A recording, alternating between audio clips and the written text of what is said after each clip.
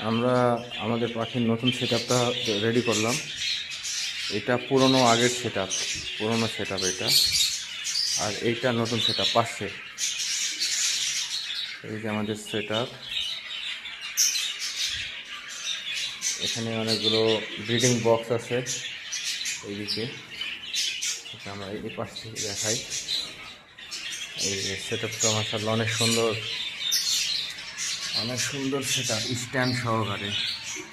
এই স্ট্যান্ড সহকারে। আর এখানে ওই বস্তাগুলো আছে, বস্তাতে অনেক পট, এবং এটা সিড ক্লিনার।